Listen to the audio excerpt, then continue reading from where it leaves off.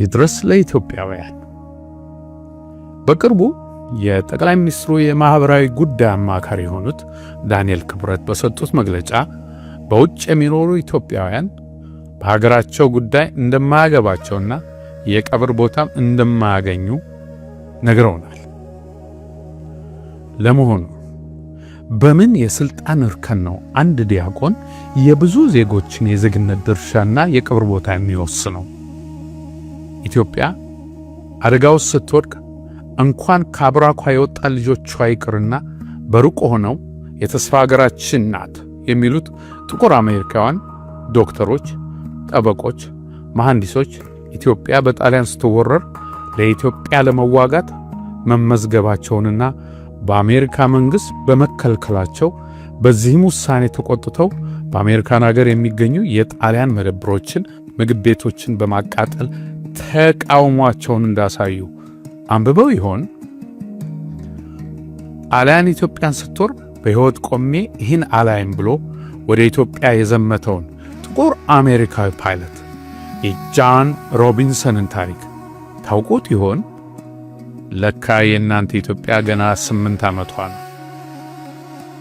እኚህ የጠቅላይ ሚኒስትሩ አማካሪ አንባቢ ነኝ ስለሚሉ ጊዜ ካላቸው አልሃንድሮ ዴል ባዮ የተባለ የኩባ ተወላጅ ለኢትዮጵያ ለመዋጋት በመርከብ ተጉዞ ወደ ኢትዮጵያ መምጣቱን ሰምተው ይሆን?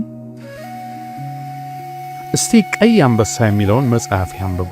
ለአቢሲኒያ ሕይወቴን እሰጣታለሁ እንጂ አልሸጣትም ማለቱን ያውቁ ይሆን?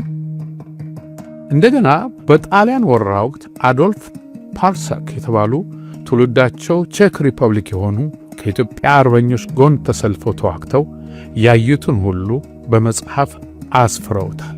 ታዲያ እኒህ የጠቅላይ ሚኒስትሩ አማካሪ ይህን ያውቁ ይሆን? በእኚህ ሰው የተጻፈውን የሀበሻ ጀውዱ የተባለውን መጽሐፍስ አንብበው ይሆን? ሌላ ታሪክ እናንሳ።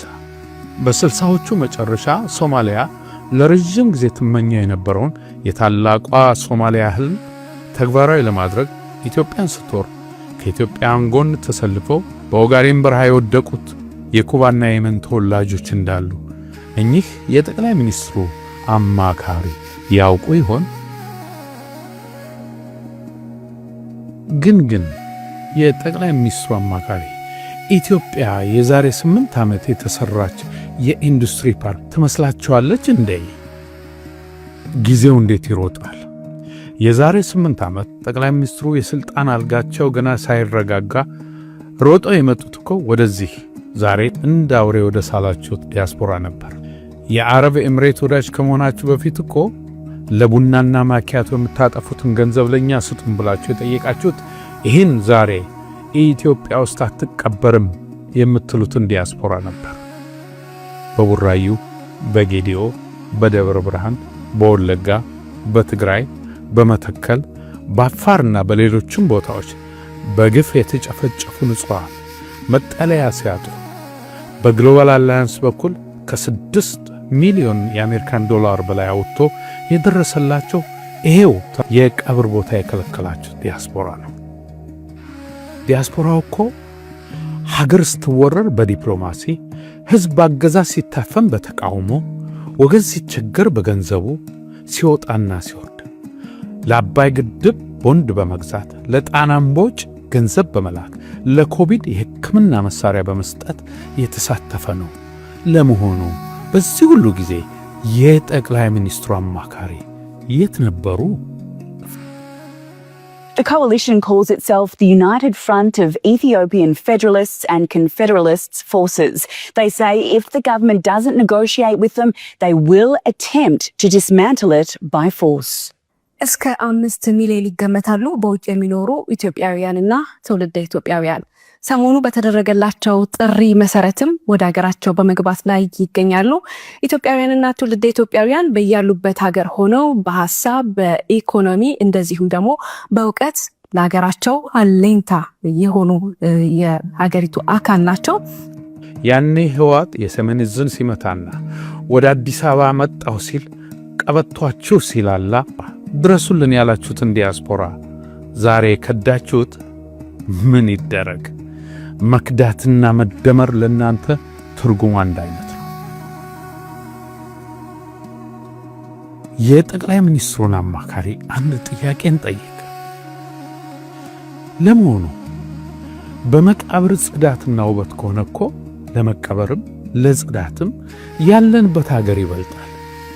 ኢትዮጵያ የምንቀበረው የተፈጠርንባት መሬት ስለሆነች ብቻ ሳይሆን እትብታችንም መቃብራችንም የሚሆነው በዚቹ በምንወዳት ኢትዮጵያ ውስጥ ስለሆነ ነው። ግን እስኪ አማካሪውን እንጠይቅና ውጭ ያሉ ኢትዮጵያውያን ሲሞቱ ሀገር ውስጥ እንዳይቀበሩ የሚለው በሕገ መንግሥቱ በየትኛው አንቀጽ ላይ ነው የሚገኘው?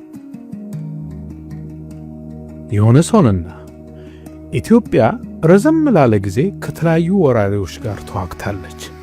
ብዙ የጠላት ወታደሮችም ማለትም የጣሊያን፣ የሶማሌ፣ የሱዳን፣ የአልሻባብ ወታደሮች በኢትዮጵያ መሬት ተቀብረዋል። ታዲያ አስከሬናቸው ወደ የሀገሮቻቸው ይመለሳል ወይስ የዲያቆኑ አዋጅ እኛን ኢትዮጵያን ብቻ ነው የከለከለው? የጠቅላይ ሚኒስትሩ አማካሪ እናንተ ወደ ሥልጣን ሳትመጡ ኢትዮጵያን ከነ ክብሯ ጠብቀው ያቆዩት ኢትዮጵያውያን በዛሬዋ ኢትዮጵያ የተለየ መቀበሪያ ቦታ አዘጋጅታችሁላችኋል ወይ? ከደርግ ግድያ ምልጠው በሱዳን በሶማሌ እያቋረጡ የወጡ ግን በለጋ ዕድሜያቸው ሀገራቸውን ያገለግሉ ኢትዮጵያውያንስ አዋጃችሁ ይመለከታቸዋል?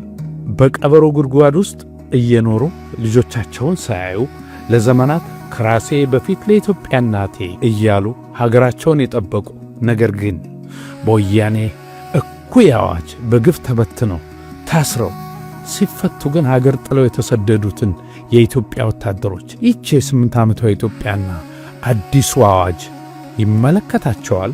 ይሄ እኮ ከዕለት ጉርሱ እየቀነሰ ቤተሰቡን ያቆመ ዲያስፖራ በሌላ በኩል ለሀገሩ እስከ 6 ቢሊዮን የአሜሪካን ዶላር በየዓመቱ ገቢ እንደሚያድርግ የብሔራዊ ባንካችሁ አልነገራችሁም?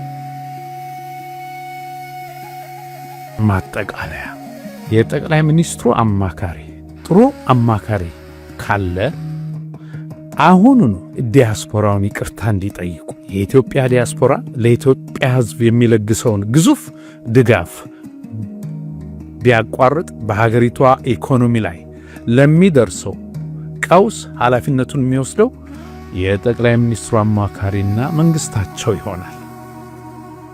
የዲያስፖራው አቅምና ችሎታ ምን እንደሚመስል በተግባር ወደፊት ታዩታላችሁ። ጊዜ ለኩሉ እንዲሉ ሁሉም በጊዜው ይሆናል።